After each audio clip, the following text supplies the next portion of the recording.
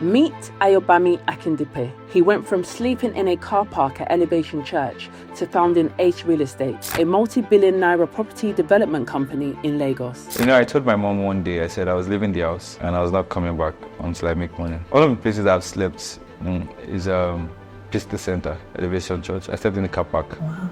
His journey is a masterclass in resilience, dedication, unshakable vision, and grit. Defying the odds, seizing opportunities in the toughest situations, and turning nothing into a thriving business. For the first 3 years in real estate, I did not say one thing. Oh, God. But I was very consistent, and that was the only thing I dedicated my time. Today, we'll explore Ayobami's journey of survival, bold decisions, and unwavering self-belief, unpacking the mindset and choices that took him from struggle to success.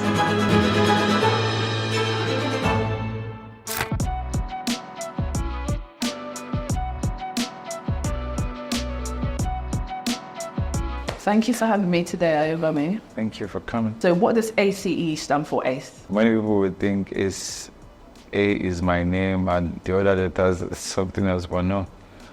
When I was thinking about, the company name, it was out of the kind of brand I wanted to build. I wanted to build something with excellence, something outstanding, something you would believe in and so much, do you understand? Because A stands for a winner, someone excelling in their field and stuff, or something really excelling, and that's how it came about. Is okay, you say we, we, myself, us, and we.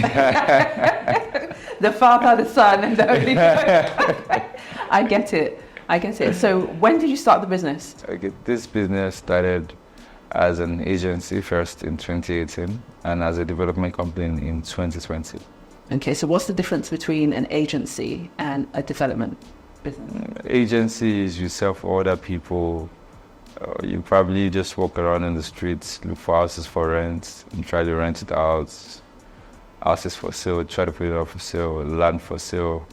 But development is more of you financing projects and selling them off. Okay. So financing, building, either engaging external engineers or you get employing them in and then running the project. That's the difference. Okay, so what was your background before you started this company? My background was... What made you feel, hey, I can go into the property, property business? All my life I've done everything you can think of. Everything. Stealing? Eh? You said everything. No, aside from stealing or kidnapping, I didn't do any of that, but I've done everything. I've been a photographer, I've been a videographer, I've been a graphic designer, I've been a website designer, I've gone to filmmaking institutes, I've sold drinks on the streets, I've sold pounder yam flowers, I've been a bricklayer. Yes, I did bricklaying when I was 13. Okay. Yeah, someone gifted me a digital camera when I was 8. That was really how it started. On the street then, take pictures of people, print it out, get stipends. Not like we use the money for anything sensible. And then, because my mom is a tailor, would sew dusters and then sell it to maybe people on the street or, children going to school and they need duster, for their class or something. All my life I did everything you can think of. The turning point was really wanting to focus on one thing and do one thing very well and be known for that one thing. Because I'd done several things. In fact, at a point I had a radio show, I was studying law, and that was where I got a vision, for real estate. Okay, so talk to me about the transition from studying law to getting a vision for real estate, because I'm not seeing it. The transition isn't anything complicated. It's just you prayed, you got vision and direction for this part, then you went through that part. Okay. Yeah. So you prayed, you had a vision, which is... Yeah, God spoke to me about Ayobami, go into real estate now. No, of course, God didn't say it like that, but I've been busy. And I was very busy. I really wanted to really focus on one thing and do that one thing really well. I've been known for that one thing. I've been a jack of all trades. In fact, at a point in my life, I knew how to make money, right? But I was not just doing only one thing. I was doing several things. I just needed direction, and God gave me direction. Real estate, this is the vision, I wrote it down. And I started as an agent, of course, because if God gives you a vision, trust me, it costs a lot. It costs a lot. I mean, pastors that God give visions of, they would have, a capacity of 100,000 today. God must have given them maybe in the 90s, but some of them are just achieving the dreams now, realizing the dreams now. The dream is costly. It takes time. It takes perseverance, consistency. So I started as an agent. I tried to, do rentals, try to sell land. And I was able to even get one of my first job. And I worked there for a year and then went back again to the streets. So how does one start as an agency? How do you find properties and lands to sell? How did you do that? Everywhere is accessible, and Nigeria is a place where you don't exactly need certification before you start some things. So then just walk randomly on the streets, you will see a house with a banner and the number in the house for sale, for rent. Or you call other people, they'll connect you to one house or the other that is up for rent. So tell me about your first sale as an agent. My first sale as an agent, let me first tell you that for the first 3 years in real estate, I did not sell one thing. Oh, God. For the first 3 years, 3 years in real estate, I did not sell one. Oh, wow. Yes, I didn't sell one. But I was very consistent. I believed in it so much, and that was the only thing I dedicated my time to. Even when I didn't sell, I was still in it. I was full-time, always going for one seminars to the other, one training to the other. I ever mentioned to you, I walked into wrong training rooms. That's the amount of, and I learned so much. One of the courses I learned so much from is Straight Line Persuasion by Jordan Belfort. Where it teaches you about sales, about tonality, about presenting yourself, a lot. So I learned a lot, but I didn't sell one thing. My first sale came when I got employed into an agency. So I had access to data of people to call, and that was how I was able to make my first sale. But when I was an agent, one thing I did not sell. And then, even from my small money, I was trying to do sponsored ads. Nobody listened to me. Okay, so I guess the change came, or the transition was from you working for yourself, self-employed, and then moving on to working for an actual agency. Yeah. So you had access to data. Was that data people had bought in the past, etc., people who were interested in what you were selling? Well, the crazy thing is, these were data of people who were not interested in what I was employed for. Okay. Do you understand? The agency was running, and they had the service they were offering. And I was employed for a different service. So I could call 100 people and nobody's interested.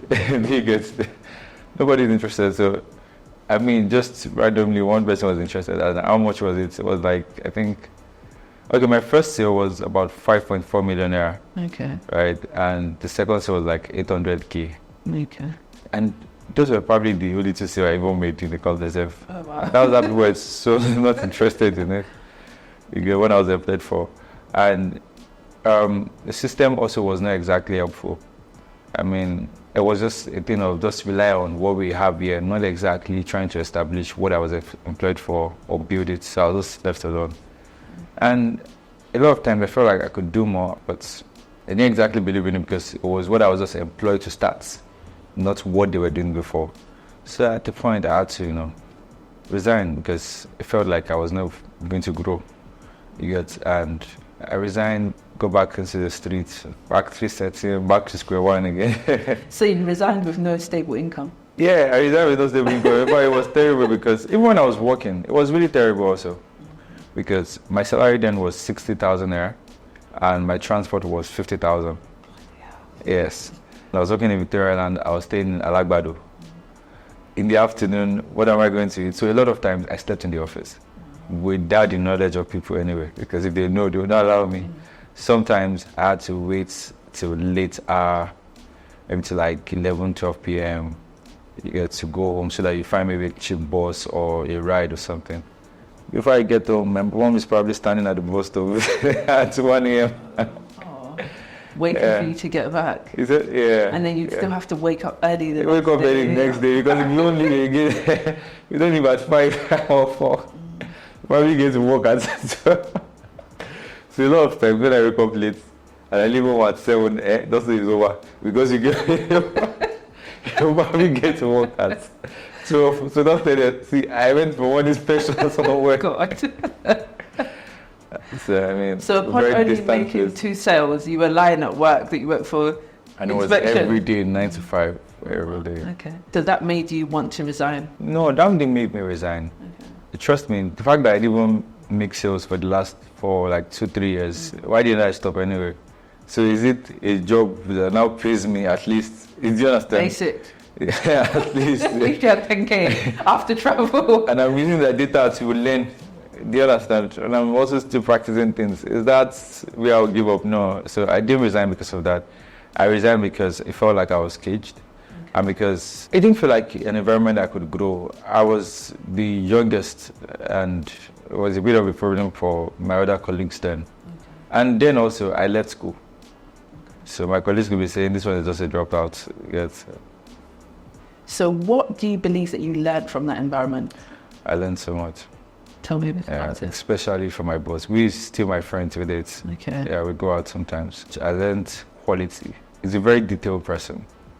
I would watch him sit with the graphics guy and say, this one, put it here, this one, put it here. Even sit down with the video guy, I want it clean, I want it this way. Those were the basic things I learned too.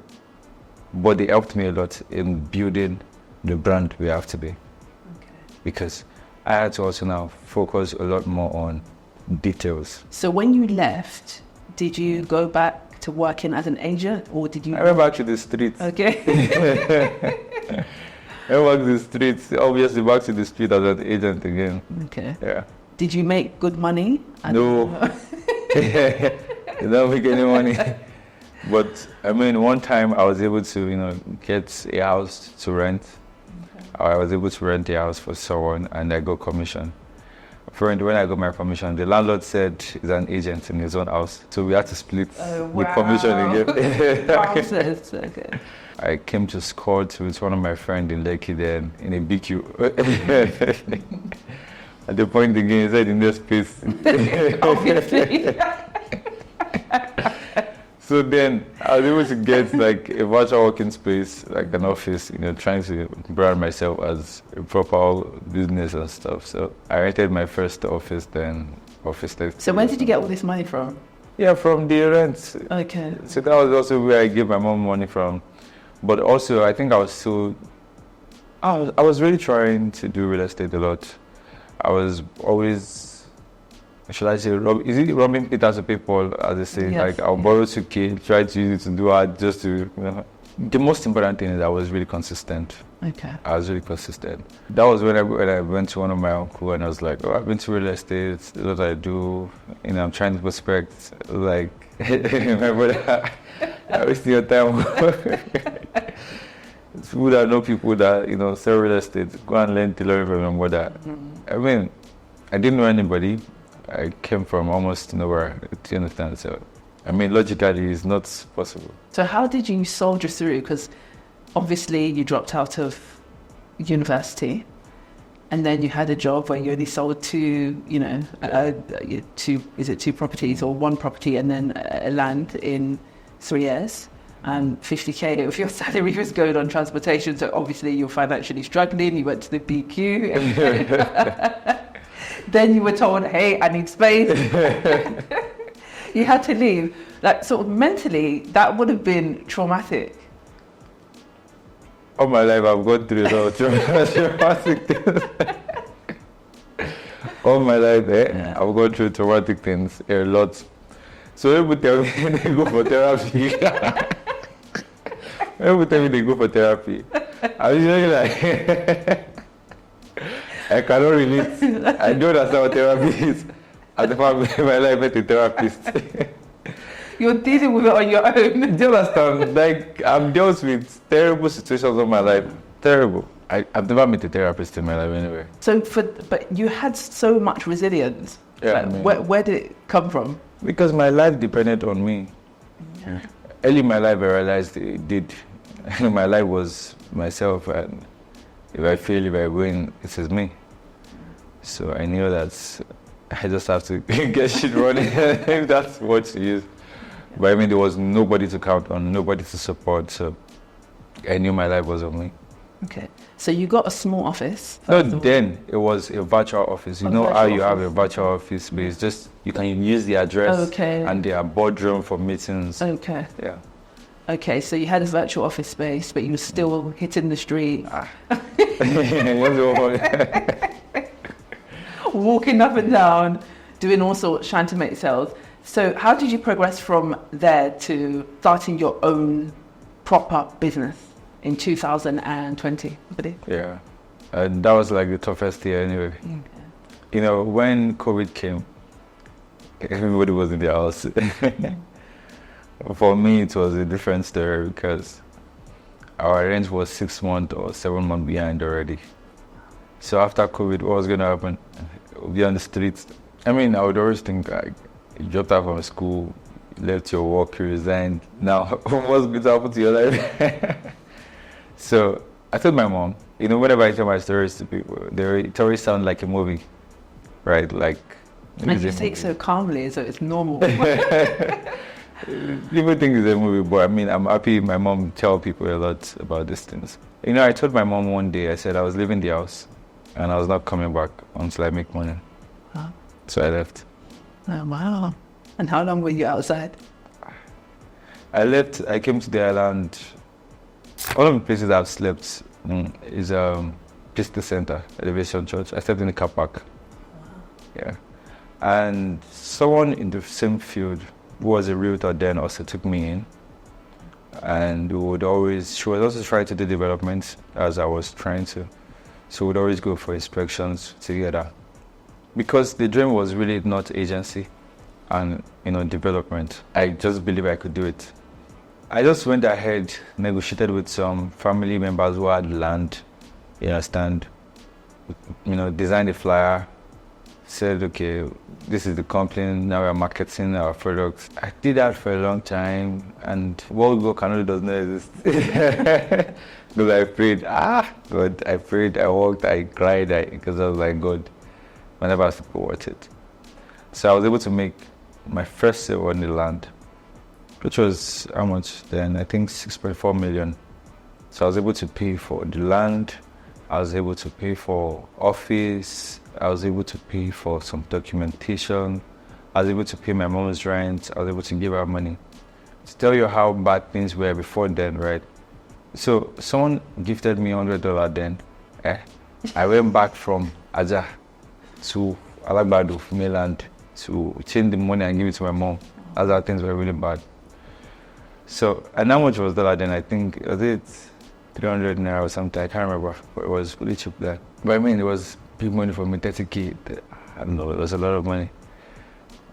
And even when I collected my salary then, right? That 60K salary, I used to give my mom maybe like 20K or 30K then. So you can already predict that by next week, after the salary has gone, you're already back to sleeping in the office or going home very late. So I mean, fast forwarding to this, I was able to make the first sale, paid off the rent, gave her the money, and then money has finished. Well, at least we paid for the deposit for the land, we got the office, we paid the rent, gave her money. Then I went back to this woman's house and she was like, I've helped you enough, you need to do my house. Okay, what did I do? I started sleeping in the office I rented. And it was a shared workspace also. So imagine sleeping in a shared workspace. So I would always, you know, pretend like I'm working late. Or sometimes I just go to the bathroom, lock the door, and then let the security go around patrol and then leave. And sometimes when it caught me, I had to sleep outside. Yeah, I mean, I did that for a long time. Until, you know, sales came in, and I was able to, you know, rent the first house in Aja. And really from then till now, that's how we've really built this brand, you know. putting everything back, being consistent. That's how we built a business that is debt-free, no investor yet, no partner. You get like just the resilience. It's just now, we're now diluting shares, selling equity, building a board, and looking to raise money from investors, from capital market and the likes. Okay, great. You've talked a lot about your mum, right? Even in our private conversation, funnily enough. So I'm guessing your mom must have been a driving force for you as she built. Yeah, I've always had really my mom all my life. Okay. I've always had my mom all my life, and I'm happy that even when it didn't look like it, she still believed, because you're just making up your mind to just drop out from school to post and you're not even selling. You're coming to the same house, you're eating every day. You're useless. You're eating in the house every day. The work you're doing, 1 year you've not sold anything. She partially believes it. Until started paying off, she's all I have. I told you, I grew up having nobody, no family member, no supportive person per se. But of course today we have a lot of supportive people, supportive friends. We built good family around ourselves. Yeah. And the great thing I love about your story is that you've always supported yourself, and you've always believed in yourself, which is great, because not a lot of people, believe in themselves. Yeah. But you have, even when you haven't had anybody cheering you on, even when you were asked to leave the BQ, even when you had to sleep in the car park, right? Yeah. So I think that's great. So you are now, I say, it's not just you. Now you're really a we, right? It's not got the side and the Holy Spirit. Even when I started, I still use the we. Yeah. Right, you have a team. Of course. You've got a sizable office. Okay. I just saw the photographs of your team. Of course, I've met some of them as well. Yeah. How did you go from a one-man band Yeah. to a team of people? I told you I kept learning so much all the time. And one of the things I really learned a lot is always all about building structures and building systems. So building not just around yourself, building around people, building what can sustain itself. Really, that's how we've gone from one man to a lot now. And because also the vision is not just around myself. The vision is a lot more than this. And we haven't even started most of what we really want to achieve yet. Currently, we have over 30-something people on our direct, staff. Over 200 indirect also we get, and we've gone ahead to train over 15,000 people in our network, who are selling, even for other companies also. Tell me about your first hire. Who was the first person you hired? My first what? First person you hired. First person. So from going from just you to maybe you and someone else. Okay, the first person I hired was the guy that helped me make my first sale. Okay, tell me about that.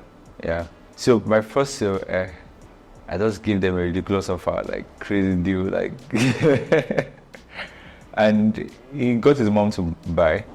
Okay. You get, because he also believed in it, he believed in what we were doing, and it came through. We were working together. Then we employed the other person. Then at a point, I think maybe he was relocating or something. So, I couldn't afford to even pay them. I can't remember, but like we kept evolving. I had to, hire people again. It was really a lot of, growth stage. So you went from a virtual office to a permanent space? Yeah, we went from a virtual office to a shared space. Oh, right, okay. From a shared space to another shared space. And from the shared space to maybe a 2-bedroom apartment in the office. And from there to where we are is currently probably like 13 office space currently, or even maybe 15. Very big. So from going from place to place, how did it feel when you finally sort of rented your own space? Maybe one of the reasons why a lot more futuristic is because I tend not to appreciate the things that looks like you should appreciate or you should be excited about. I'm always after the next thing. So it's not exactly what excites me. We didn't even do the office launch. Do you get, like, no office launch or office party or anything, nothing. because new things always excite me more. Always trying to pursue new things. Always on to the next thing. Always so on once to you've the achieved it, you're thinking, what next? What next? Exactly, excited. Sometimes a lot of my colleagues will say, this thing, we should be happy about it, we should celebrate, we should do this. I'm like, there are more things ahead. I'm exactly the same, funny enough. People are like, you should celebrate this more. And you're like, I've got more to do. Yeah. I've got more to do. So I completely, understand the feeling. What about your own personal space and your own house, finally? That's exciting also, but I mean, moving from, a one bed to a one bed, moving from another one bed to maybe like a fully detached house. The growth also is very notable. I'm moving from a fully detached house to, a mesh unit, or moving from Aja to Lekki Phase 1. I mean, it's also growth. Sure. Because Aja and Lekki is not the same price. Do you understand? So, what are some of the challenges that you've had running this business? so it always looks like when you're taking 2 steps forward, there's just always that Nigerian force dragging you 100 steps behind. Like? Inflation, devaluation of the currency, certain processes. For example, to get building approval for a property, you probably need to go through 11 agencies in Lagos State before you get title to a property. Things are not structured, things are not automated. Even things that they say it is online or you can do online, at the end of the day, you can't. You need to pay someone there to do it online for you. Do you understand? I've been to a lot of countries. I see how things are done. Things are well more structured. You can get your papers for this, approval. You can get, and the processes are aligned. Do you understand? But yeah, it's tough. And aside, even getting your papers, there is just a lot of things to frustrate you out of business. A lot. All the time. So if these are some of the challenges that you're facing in the business, and I'm guessing, it's been ongoing, why haven't you exited? Why haven't you stopped and said, let me go and look for something else to do? I've always believed in what we do as a company. I've always believed in Nigeria. Nigeria has so much opportunities, so much potentials. I mean, everything is good about Nigeria, but I mean, just a few things that you and I are aware of. Do you understand? But it's a good country, very good country, a land of milk and honey. I've never thought about relocating. I've been to 28 countries and a lot myself, and I've never thought about relocating because I enjoy doing this here. It's really beautiful. It's fulfilling. I find fulfillment in what I do. It is very tough. I can imagine. Yeah.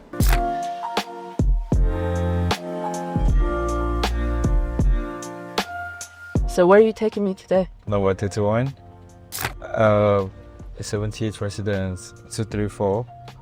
And of course, I can't show you the other project yet because there's still a lot of preparation going on sites. So I'll show you the 3 sites, but of course, we have about 5, 6 sites. Okay, so where are we? This is 78 residents. Okay. The name is inspired by looking for something that's angelic. Okay. So 78 has a lot of spiritual meaning, Okay. means blessings, abundance, and a lot. And I'm someone who loves numbers a lot. Okay. So this is 30 units, terraces and semi-detached houses. Okay. We started this in January, and now we have fully roofed it. So can we have a sneak peek? Yeah, why not? All right.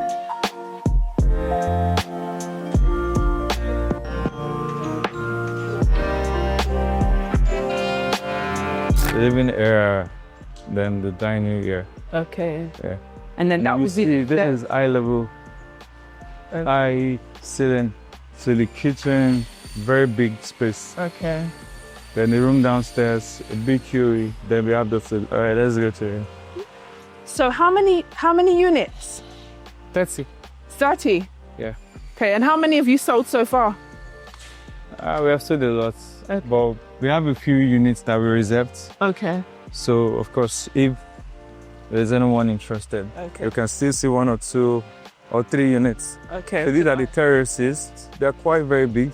Living room, you have your TV, and you see we keep maintaining eye level. Yeah. I see. So, yeah. Fit. So you're dining, then you have the kitchen and the room downstairs, and you have 3 rooms upstairs. And look at our kitchen. Okay. Very big spaces. So that was one thing about us. We always build big spaces. Okay. I love the high ceilings. Yeah. It's inflation that is making us reduce the size of our doors. Normally we would have loved to do something, but inflation is catching up badly. So, Doing a good. and we had to buy ready-made doors also because working with artisans in Nigeria, just pray don't die before your time. So it's always better to buy ready-made things. Okay. You know what's funny? You're the second person to say that to me this week. Really? Yes. You know, when you started, how did you find like architects and just everyone that you needed to work on the project? Because those are the technical parts. Obviously, having like a team that work in the office, that do the sales, etc. So, for example, did you have like a network of people that you could tap into, maybe from a previous place? Yeah, you worked? there was always referrals. People would always refer you. Oh, I use this guy. You can use him, or engage this guy. You can engage him. I was able to easily employ people also. So I have architects, I have engineers, but also I still work with external people. Okay. So I gave my mom this unit. Oh, really? Oh my God. That's lovely of you. So she coming to live here, or you going? Yeah. She gonna rent it out? Live here. Oh wow. So she gets reward for all the release. At least you did leave her empty-handed. Right. Oh, that's nice. So So she come to. Has she seen it already? yeah, but I Okay. but I Is she crying? I I can imagine the crying and the prayers that got showered on you that day. So I'll take you to the other project. Okay.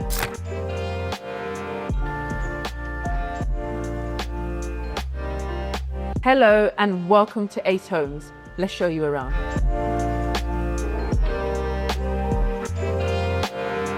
So this house is a 5-bed, I would say a 6-bedroom Okay. with 2 BQ. Very interesting. So here we have like a little welcoming design here. I can show you the, it's not sold here. So, I mean, we're just wrapping up, so it's still available. We have a little wine bar, and then it is glass all the way. Okay. Yeah. And I mean, those are the glass. So this is the kitchen. In Nigeria, we like closed kitchen. Okay. Outside there, it's about open. Open plan. Yeah, open plan, but this is closed. Marble finishing, HDF, the extractor is there, the fridge is coming, the oven is there. So Okay. So with inbuilt appliances. yes. So you have the family lounge, Okay. the first bedroom here, and it's really big. Is that the master bedroom? No, not even the master house. All right. Okay. Yeah, I thought your houses are always big. Dude. So this is another room. Okay. Then let me take you upstairs. Okay. So you know I said it's a 6-bed. So the 6th bed Okay. can be used for a cinema. It can be used for home office or study room. Okay. Yeah. So this is masters. Yeah, this is masters. The walk-in closet, the bathroom, and in bathroom you have your walk-in shower. You have the bathtub, Okay. the double. So I mean, there's still a lot of work to do, but not so much. So one interesting thing here also is we have this space, which serves as almost like a safe room. No one will know because this is your bed head. Okay. So your mirror can be here and you don't know anything is there, so you can keep private things there. So how much is this property going for? This is 450 million. Okay. Yeah. Negotiable? It's already discounted. All right. Okay. Yeah. I mean, if we wanted to say, well, I've sold for 500 million, but Right, we okay. picked it up for 450. All right. Okay. And we've not really had to put it on social media yet, so whoever is buying it has the Okay. privacy. All right. Okay. Yeah. So, I mean, it comes with a pool, this time concrete.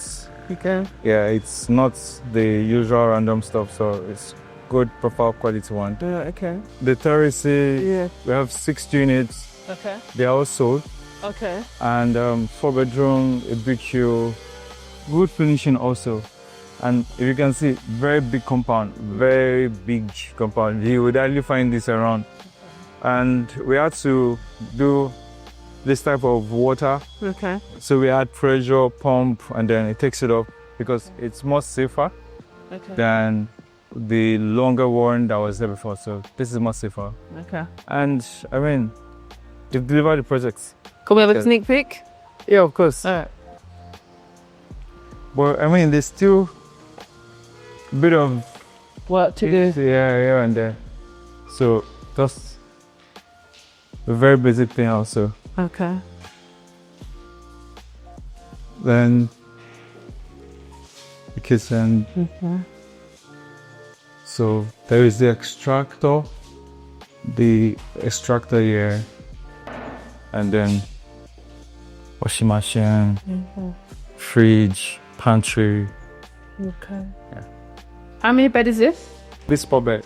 4-bed. And big here.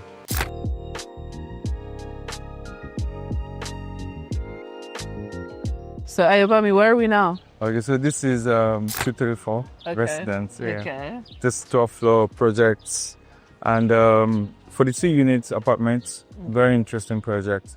And how many units did you say? Reminds 42 me. units. 42 units. Yes, Okay. 2 bedrooms apartment and 1 bedroom. What was the name of this one? 234. So for this one, it was out of doing something Nigerian. Okay. That's how it came about. It's super important. Residence. And this is in Lekki Phase 1? Yeah, this is like first one. This is Freedom Way. Oh, okay, perfect. Yeah. So what are your plans now for Ace? What's the future? Well, being futuristic, you know, it's so sad that a lot of people that I even look up to in the industry will tell you that live big dreams for now. And one of the most amazing things also that I've been building for over 3-4 years now, as part of the major vision which I got from my days of asking God for direction. It's a property technology. It's called prop stock. Okay. So prop stock it's simple. I'm buying properties like you can buy stocks, and you can buy it anywhere in the world. Wherever there's real estate, you can buy stocks. You can buy real estate like stocks. Vision around it is to simplify the ownership and the investment in real estate, Okay. but simplifying the process.